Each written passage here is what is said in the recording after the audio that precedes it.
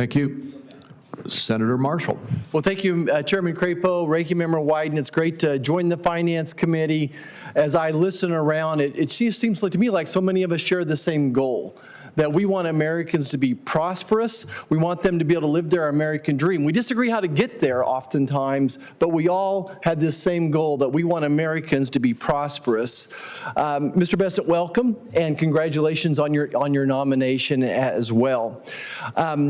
I think it could be said that Rural America in many ways is President Trump's base. Of the 77 million people that voted for President Trump, a lot of them came from rural America. In fact, I think I could argue that 90% of rural Americans voted for President Trump. And no one has suffered more these last 4 years than rural America has. So my questions may be geared up about that as this economy. What can we do to help Main Street, to help small businesses, and to help rural America? Now, everyone knows that you're a financial wizard, that you've been successful on Wall Street.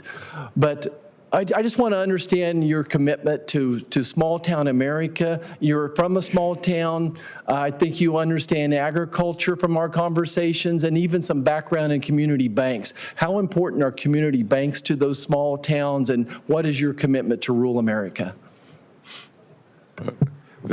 Well, Senator Marshall, I think I, again, may be one of the few Treasury Secretary nominees in recent period who occasionally listens to farm radio on XM on weekends. And I can tell you that after the Silicon Valley debacle, that farm radio was intensely focused on the potential loss of small and community banks. Yes. And they are important pillars for those communities.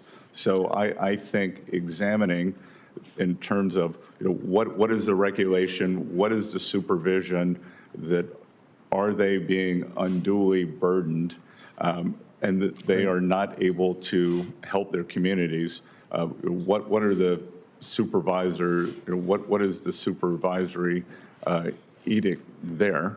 And then again, as I said earlier too, I think that China has not made good on their ag purchases for 4 years.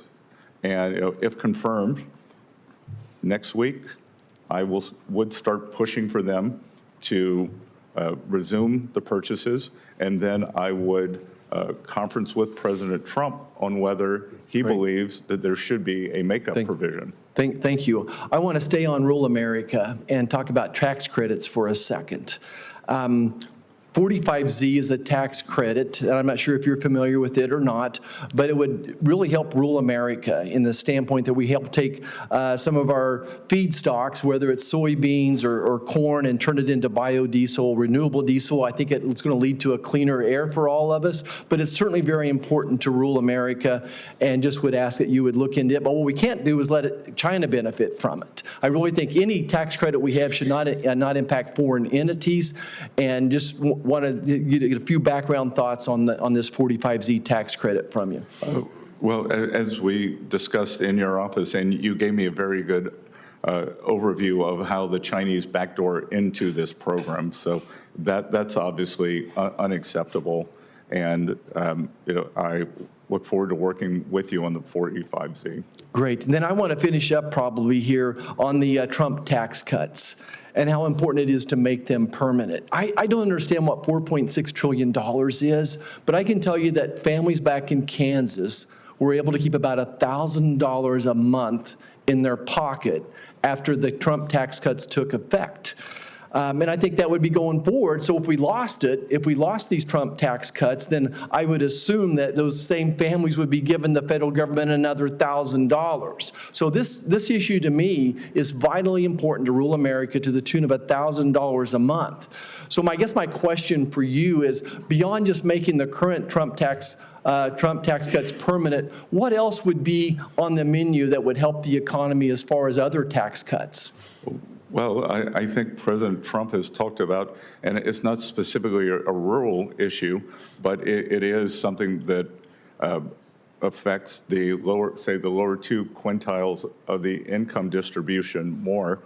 No tax on tips, no tax on Social Security, no tax on overtime, And perhaps making auto loans tax deductible again, that would go a long way towards addressing this affordability crisis. So that's a great start. I hope we can come back and talk about C-Corp tax coming down as well one more time. That is permanent as it is, but I think there's opportunity there. Thank you, Chairman. It's an honor to be here. Mr. Chairman,